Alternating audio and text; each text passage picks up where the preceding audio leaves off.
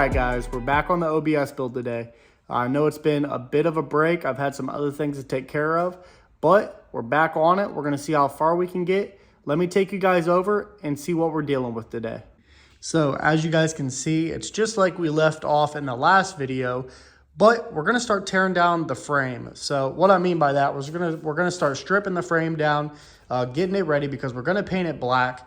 And obviously there's a lot of these parts that are just crusty. Some of them are original. So I know that this stabilizer link is blown out. And so what I went ahead and did, I'll bring you over here, is bought all new suspension components. We've got our stabilizer links, our wheel bearings and seals, our inner and outer tie rods, sway bar bushings, everything. So we've got our ball joints over here. So we've got a lot of work ahead of us.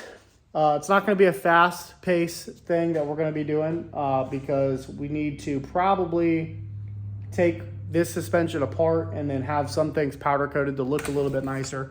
I would like to do either chrome or gold on the control arms, upper and lower, and have some other things powder coated that would just make this thing look a whole lot better. So let's quit talking about it and get into tearing the suspension down. All right, so we're gonna start by taking all the brake lines loose. Pretty much everything that you can see that's on the frame. We're gonna pull the spindles off, the control arms off, etc. So let's get to it.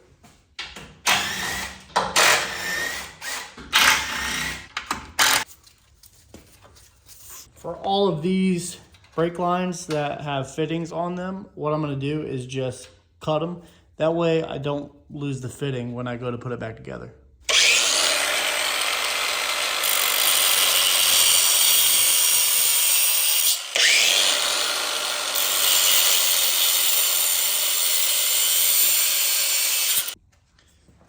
All right, we gotta keep track of these brackets.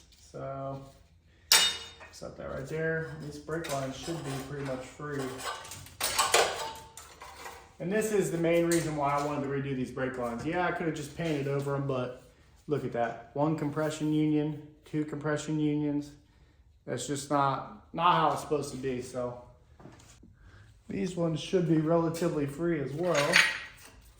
We've got like a vacuum line and a brake line here. There those are. All right, so I think you guys get the idea of what's going on here. We've got all the brake lines freed up. At this point, we're going to go ahead and start taking apart our suspension. We've got to take off our upper control arm, our brakes, spindle, steering components, etc. And then once we get that off, we'll start getting this frame cleaned up and ready for paint.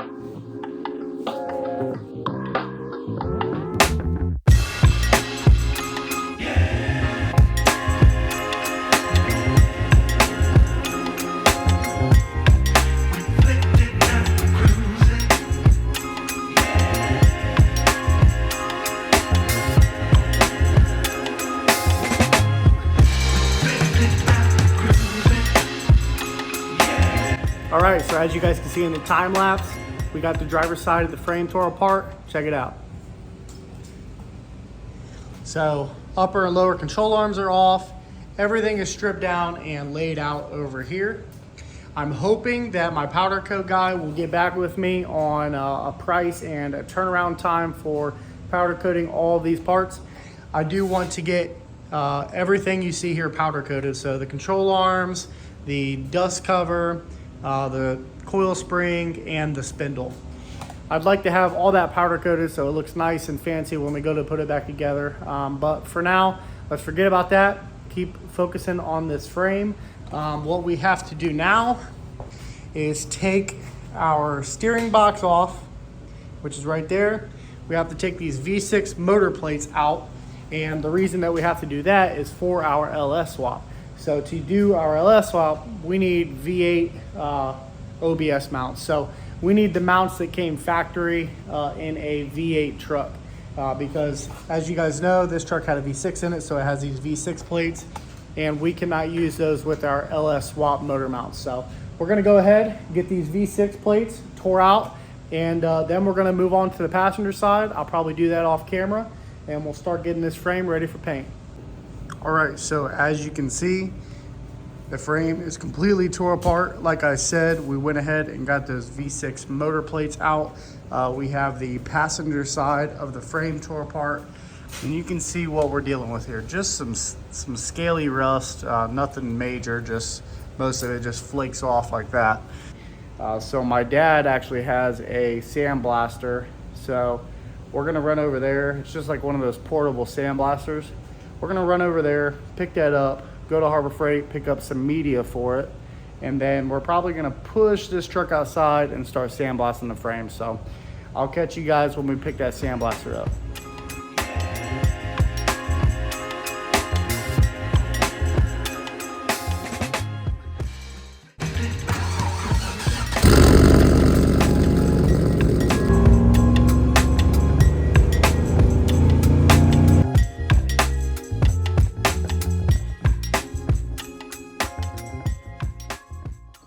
All right, so we have our sandblaster, and I just stopped by Harbor Freight, grabbed some media to blast the truck, and somehow I'm gonna manage to push this thing outside without dropping it, hopefully.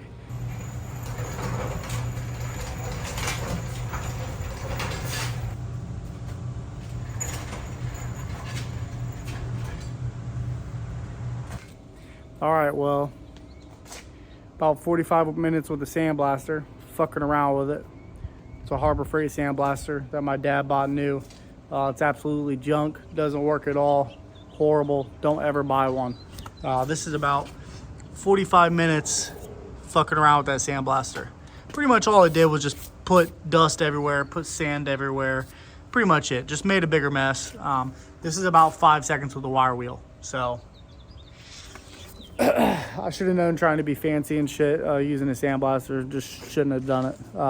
So I'm gonna keep wire wheeling this instead of using that raggedy ass sandblaster, and I'll bring you back when she's all cleaned up.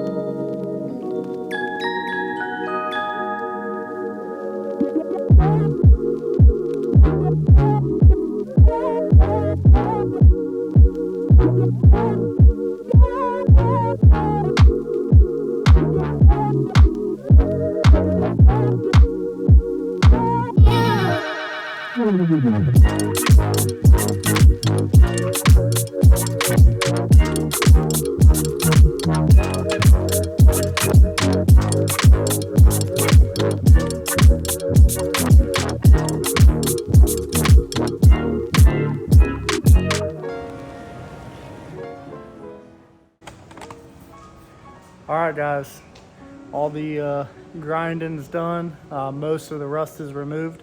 Still got a few smaller spots to hit. I'm gonna get the drill out with a little wire wheel and hit those up, but check it out.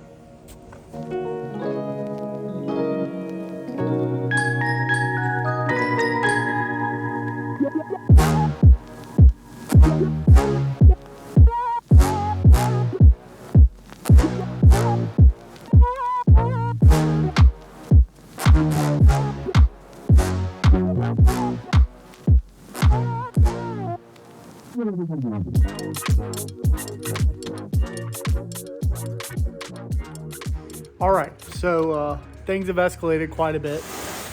When I was wire wheeling the frame, I kind of decided, man, it would be nice to do the whole frame, push the whole frame in, and then paint the whole frame. And I started thinking, I was like, man, I gotta get this cab off here somehow. Well, it just so happens my brother has access to a crane truck, so this happened. I'm sure there were better ways to do this, but this was the easiest. You could say things have escalated. So this is the reason why I wanted to get it off. There's all this scaly rust everywhere. And then also, I want to go ahead and get rid of all the current brake lines, fuel lines, everything. and run new while the cab's off. You can see the cab right over there. So yeah, now we just have to start cleaning this thing up more. Okay, so real quick, a big reason why I wanted to do this was for this exact reason right here. Look at everything on the ground. Now watch this.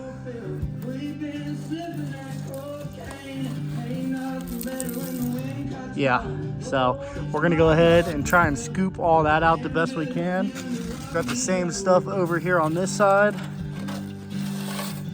A ton of it. So we're gonna go ahead and get the air compressor out probably.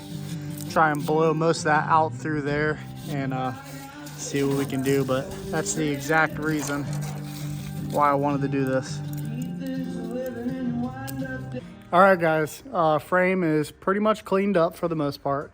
We still have a few things to do to it, but right now what I'm doing is taking off all of the stuff that we don't need, such as there was a bar that went from here to here. There was a shock mount that we're placing right about there, so we cut that out. It looked like this. We're gonna end up cutting this one out too, using the torches, because the passenger one was pretty rusty. I just went ahead and bought both so we can replace both. And then the other thing that we're cutting out is right here. So this is what holds the spare tire. It's held on by rivets. So I'm gonna break the torches out and we're gonna get to cutting those out. Once we do that, I'm gonna get the frame back inside. We're gonna pull the rear end out. We're probably gonna swap the rear end to something like a 9-inch or a 4 to 8.8 just to handle the power, because we are probably gonna put a LS and twin turbos in this, so we'll see. But let's quit talking about it and get back to work.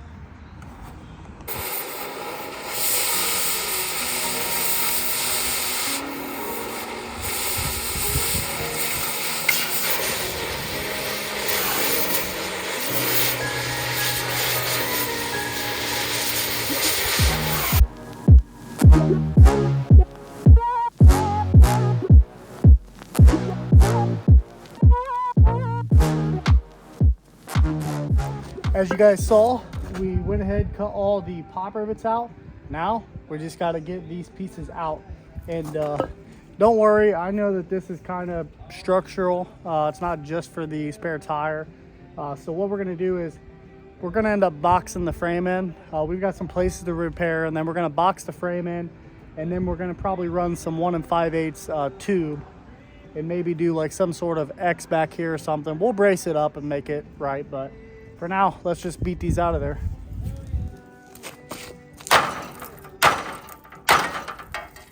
There's part of it. Weight reduction.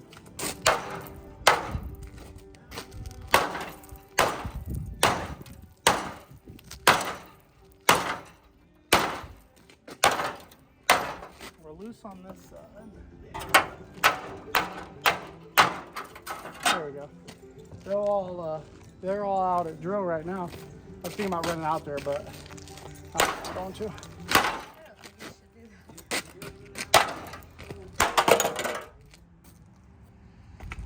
Voila. All right, so as you can see, we have all of this cut out. Pretty self-explanatory. It's nice and open back here. Now that we've gotten to this point, what we need to do is go ahead, get the rear of the frame up on jack stands so that we can get the rear end out from underneath of it, and then we can start cutting our hangers out.